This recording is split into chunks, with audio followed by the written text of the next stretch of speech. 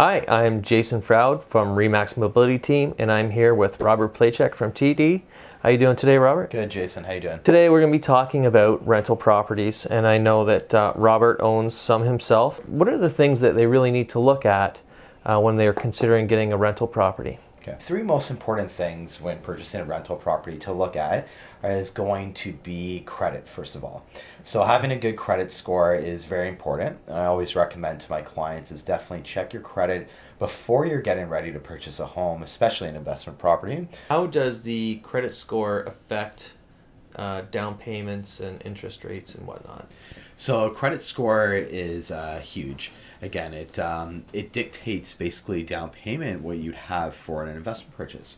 So anybody that has a credit score of 730 or above is eligible to up to a 20% down payment. Okay. And then if your credit score is 730 or below, it is mandatory that you have a 25% down payment.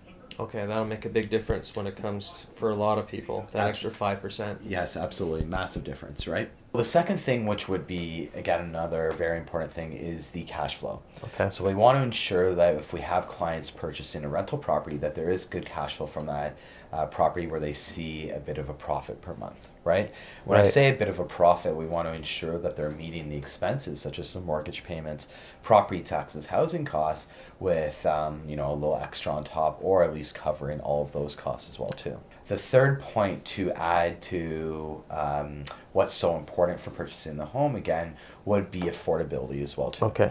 And of course, when we talk about affordability, we want to ensure that in case that there is vacancy in a rental home, we want to ensure that the client will have affordability in case that occurs. Right. And that's a big thing with all financial institutions right now when it comes to a risk perspective for the bank and for the clients, right?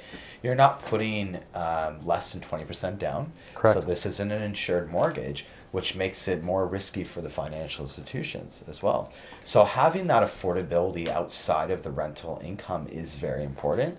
And we are ensuring that our clients can have some, be risk adverse in case they do lose out on tenants or don't have them available for some time, right? So one of the questions we had was, can you use the rental income that you generate towards the financing of the house? To just explain, so we will consider the rental income for the affordability on the purchase. It would be crazy if we did not, but really at the same time, we want to make sure that while we're considering the rental income as well, the clients aren't just relying on that rental income alone. We do want to ensure that they do have income from other sources as well too. Okay. Good.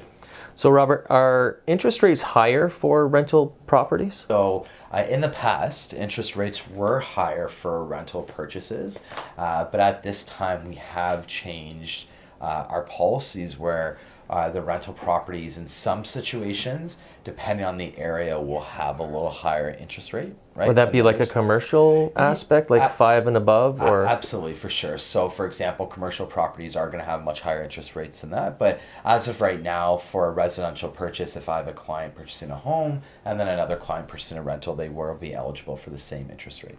I understand that there's different down payments if it's owner occupied. Can you tell us a little bit about how much down payments are required if you're actually going to live in it? Because a lot of people are doing that now just to get into the nicer neighborhoods that they would like to live in. Of course. Or a nicer or bigger house. Yes, absolutely. So you had mentioned earlier as well too that I have some rental properties myself as well. My wife and I actually did the same thing where our first rental that we had was actually an owner occupied duplex. And the nice thing about that was we were actually eligible to do 5% down. Nice. So for 1 to 2 units, you are eligible for a 5% down payment and to be insured with CMHC or Genworth. And then if you were to look at a triplex or a fourplex, that is minimum 10% down.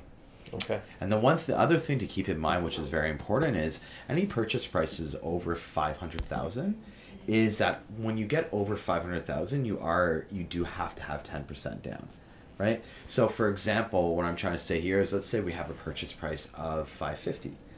That first $500,000 is eligible up to 5% down. And then anything after the 500 would have to be that 10% down payment. What do you think about market rents right now in current in London? Market rent's very important for clients to understand. And when it comes to purchasing a rental property, understanding that market rent definition is very important. The reason for that is that that's going to define what type of down payment you're going to have as well too. So if you're purchasing a vacant rental property with no lease in place, that's when we will use market rent. And that will force a client to do at least 35% down payment, which is a huge increase from 20% down, right? So that'll take a lot of these properties that people are eyeing up right off the plate for. Absolutely, for sure, 110%. Now, majority of the time we do see that there is occupancy or purchasers do have tenants ready to go. But that's why it's just so important to meet with someone like myself to prepare you and understand the difference between having a owner-occupied rental, having a non-owner occupied rental, having a rental property that may not have a lease, having a rental property that has an expired lease, and you're getting new tenants as well too. So what I advise my clients to always do when they're purchasing a rental property is ensure that if it's not tenanted and it will become vacant, that they do have a lease in place and first and last month's rent. Now, of course, there's some situations where clients will get into it where they can't advertise or do that till they've taken possession of that home. And really, that's a situation where we have seen some exceptions on in the past, but you just have to speak to your mortgage specialist or lender to make sure what options you had at that point. Thank you very much, Robert, for coming on today and sharing your experience. Appreciate it. Thank you so much. Thank you so much. Thanks.